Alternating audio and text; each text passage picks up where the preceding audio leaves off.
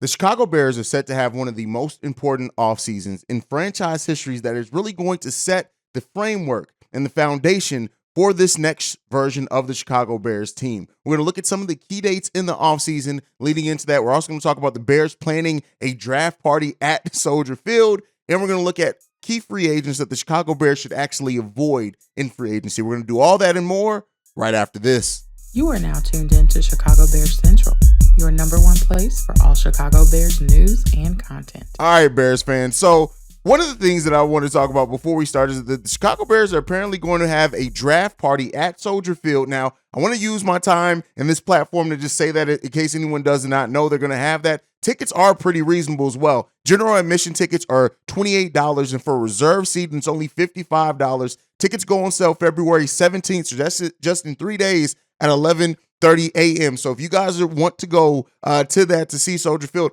I may even be there. Let me be clear. I may even be here. I'm going to get with the guys to see if we can get the whole Chicago Bears Central team down there, and then we can cover that and be there live. Well, that's the thing, right? We're also planning on doing a live stream from the NFL draft, so we'll see what happens there. If we end up being there, we'll work it out one way or another, but be on the lookout for that. Let me know down below if you guys are thinking about going to that, because this is going to be one of the most important drafts in Chicago Bears history. This is the first time the Bears have the number one overall pick since 1947. Now, while we're not expected to keep that pick, it's still going to be an exciting draft for the Bears with all the moves and things that they could eventually do.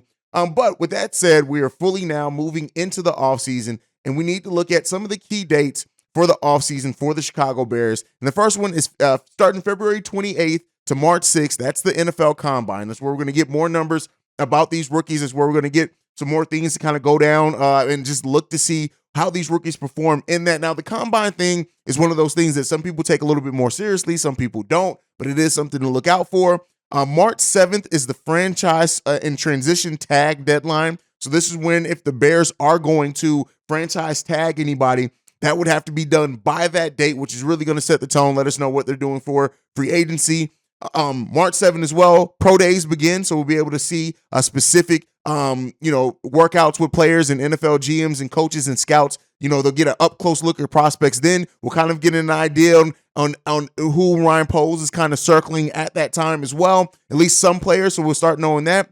March 13th through the 15th is when free agency begins. So we are basically exactly a month away from when that time period has started, and when our cap space that we're set to have, we can start the 2-day negotiating period at that point in time. So if the Bears are going to go after any big name free agents, we may start seeing those names come around then. Some offers come around that time. And then March 15th is when trades can start happening. That's when you can start seeing trades and maneuvers. And especially because the Bears are expected to make some trades, we might start seeing some trades happen around that time. If we're going to see any, again, that would be the date to look out for that. April 17th, which also will be my son's 17th birthday. That's when the offseason programs begin. That's when we'll start seeing OTAs, things like that. That'll be Coach Matt Eberflus bringing people in. So we'll start seeing that. Again, pretty fun time period there. And then April 27th through the 29th is the NFL draft. And we got some big things planned for that time period as far as live streams, things like that. And then May 5th through the 8th. And then again, May 12th through the 15th. That's when mini camps begin for rookies. And again, we'll already know who we're going to have, what rookies we're going to have on this team. So those are just some of the key dates to look out for as we head towards the offseason. Now, one of the big things in the offseason is, of course, who is your team going to sign? So while we've been talking a lot about players that the Bears could go after, we're going to talk today about some of the players that the Bears should probably try to avoid in this upcoming free agency. And the first one that we're going to talk about there is somebody who I think it was Bobby who actually likes, and that's DJ Shark. Oh, it was actually C-Dub. And the reason why I'm saying that the Bears should maybe avoid him is that 26 years old, still not a clear number one. He's going to be getting probably overpaid. He's going to be one of those players that may end up getting overpaid just because the wide receiver market is not very big this upseason. So when you look at the type of when you don't have a huge number of like marquee free agents at a certain position, some of those players get overpaid, and the Bears would probably have to overpay to sign DJ Shark. And he had some injuries concerns last season. And really over his whole 5-year career, it's kind of been up and down as far as his ability to stay healthy. With the Detroit Lions last season, he only had 502 yards and 3 touchdowns in 11 games. And again, I don't think, considering the money that it'll probably take to get DJ Shark. Now, again, all these players that I'm going to mention are all going to be determined by what the contract is, right? Because there is a contract number in which maybe taking a risk on DJ Shark is not bad, but considering the type of money he's expected to get and garner in free agency, I think he's a player that the Chicago Bears should probably look to avoid in this offseason. Next up, Brandon Graham. Now, this is another player that I've seen a couple of people in the comments bring up. This is a defensive end he played last year in Philly.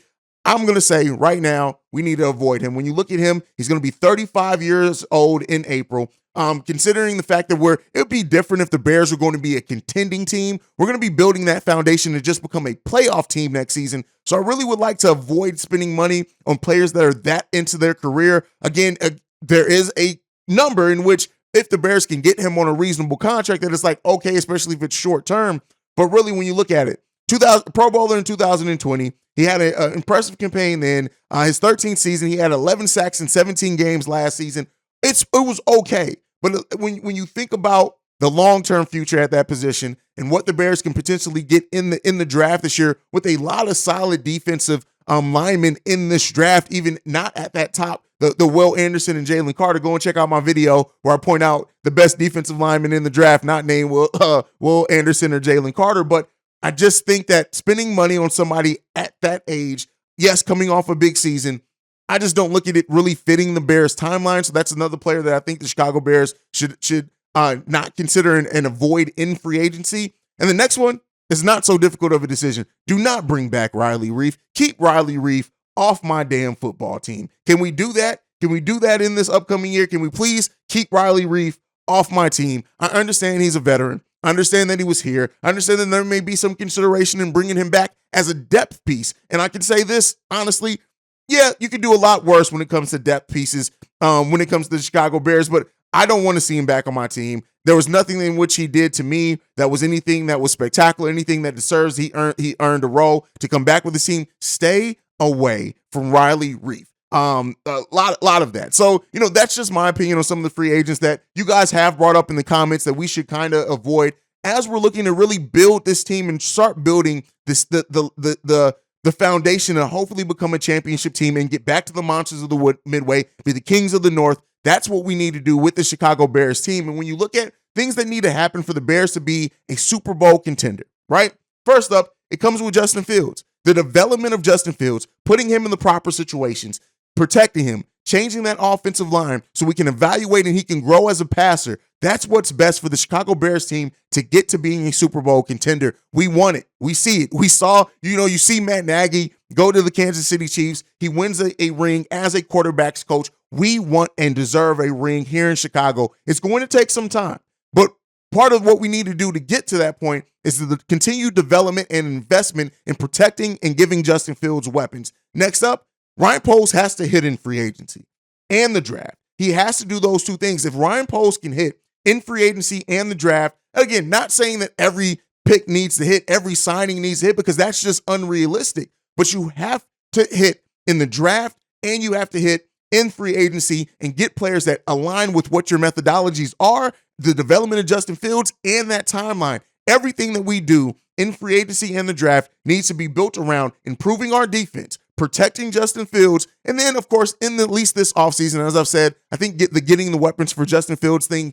may not come in this offseason. They may come further down the road, maybe next offseason, after we make sure that we can protect him, evaluate him as a passer, evaluate Darnell Mooney, Chase Claypool, and what they mean to this team. And then next year may be the year after shoring up the trenches that we see Ryan Poles go heavily after weapons. It's eventually going to have to happen. But again, Ryan Poles is going to have to be smart in the way that he drafts. He's going to have to be smart in the players that he gives money to and how he structures that money for us to really become a Super Bowl contender. And then the next one up is something I just alluded to. You have to get the trenches together. You have to. We have way too many holes in protecting Justin Fields. And when you look at the fact that what our running game and what we were able to do is being one of the best running games in the NFL with a terrible offensive line, just imagine what even bringing David Montgomery back, having Khalil Herbert with now a better offensive line and then a passing game that we can rely on a little bit more. You just make it. We were the best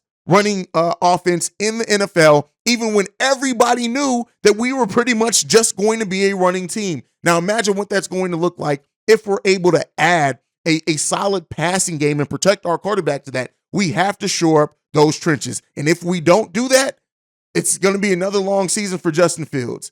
Next up that we have to do if we want to become that championship team, get some rushing on the passer. The Bears were absolutely abysmal when it came to rushing the passer last season, and we just cannot have another season of that. Only 20 sacks in 17 games as a team last season. When Jaquan Brisker is leading your team as a safety in sacks, you have some problems that you need to do up front. The Bears need to go out and they need to figure out how to fix that front seven on that defense. And considering the way that our secondary played last season, with a better front seven, we can be looking at a team that is one of the better defensive teams in the NFL, but we have to do that. And then we have to also just get a consistent passing game. We have to get that. We have to get there. And then lastly, before we can run, we have to walk. So before we can become a Super Bowl contender, we have to take over the NFC North. We have to get a stranglehold on our division and own that division and be the kings of the North again. We have to do that.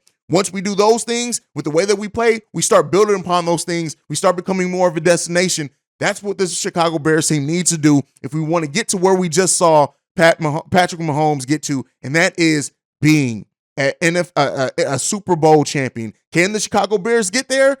Hey, Ryan Poles has all the tools at his disposal to make it happen, but we have to be calculated, and it's not going to happen next season.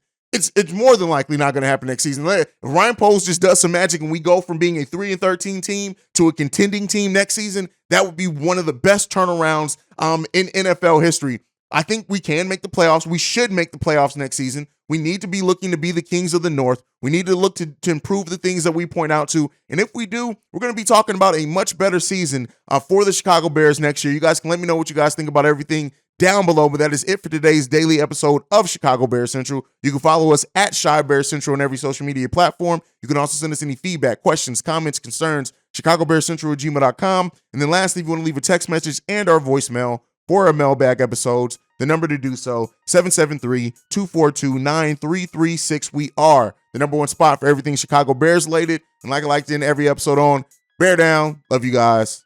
Peace, y'all. This has been a presentation of the Break Media.